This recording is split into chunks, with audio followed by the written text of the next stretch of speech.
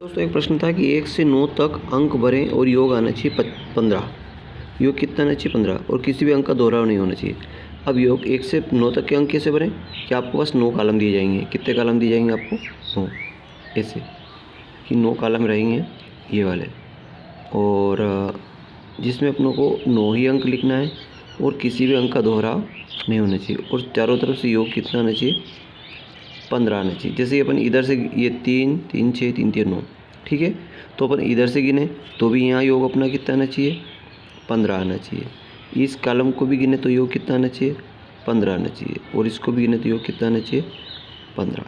अगर अपन तिरछा गिने तो भी योग कितना आना चाहिए? 15, है ना। और इधर तिरछा गिने तो भी योग अपना कितना आना चाहिए? 15।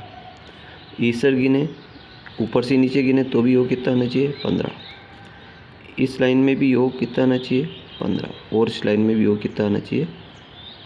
यानी कि चारों तरफ योग अपना आना चाहिए 15-15, ठीक है। किसी भी एंगल से गिने तो अब बड़ी आसानी से 1 से 9 तक अंक देखो, 1 2 3 4 5 6 7 8 और 9, ठीक है। अब आपको यदि अगर ट्रिक नहीं मालूम है तो आप चाहे कितनी मेहनत कर ले, कोई ना कोई अंक आप चूक जाएंगे और आपको दोबारा भरना पड़ेगा। आधे भर लेंगे लेकिन पूरे नहीं भर पाएंगे। तो पूरे भरने की ट्रिक मैं आपको बताने जा रहा हूँ, तो बड़े ध्यान से देखिएगा।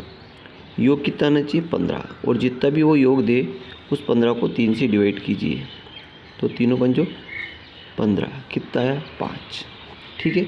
अब इस 5 को सबसे पहले बीच में लिख दीजिए। अब ये देखना है कि ये विषम है कि सम है।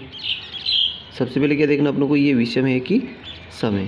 तो ये विषम संख्या है। 5 कौन सी संख्या है अपने पास? विषम संख्या है, तो इसको गोला कर दें। अब ये विषम आई तो कोने पे कौन सी भरे? सम भरे, ठीक है। ये कोने पे कौन सी भरे? सम भरे। याद रखे तो 4 यहाँ पे 4 भर दें, और ये 4 अपने भर दिया, और ये 6 यहाँ भर दें। तो 5 में 4 9 6 15, ये अपना अंक पूरा हो गया। इसी प्रकार ये विषम है तो कोने पे कौन सी आएगी? सम आएगी। तो सम कौन सी आएगी? अपन 2 लेंगे अगले सम संख्या, तो 2 यहाँ ले लिया तो 5 में 2 7, 7 और 8 ले लेते अपन ये, तो 5 ने 2 7 ने 8 15, ये अंक भी अपना पूरा हो गया। अब देखना है कि जो अंक बचे उनको बीच में भर दो। देखो 4 और 2 6, 6 और 9 इसमें बीच में भर दे अपन, ये 15, ये अंक भी अपना पूरा हो गया। इसी प्रकार अब इधर देख रहे थे 8 और 4 12, तो 3 इसमें भर लेते हैं, तो 3 भरे तो ये 15 हो गए, है ना। इसी प्रकार 8 और 6 14, 14 तो एक इसमें रख दे तो ये 15 हो गए, है ना। इसी प्रकार 6 और 2 8 और 7 बचे, ये 7 इसमें रख दे तो ये 15 हो गए। यानी कि आप किसी भी एंगल से गिनेंगे तो आपको योग 15 ही मिलेगा, और किसी भी अंक का दोहराव नहीं हुआ है। तो आइए आपकी समझ में आ गया होगा। इसको बोलते हैं सुडोकू, और चौकड़िया, गांव की भाषा में इसको बोलते हैं चौकड़िया। थैंक यू दोस्तों।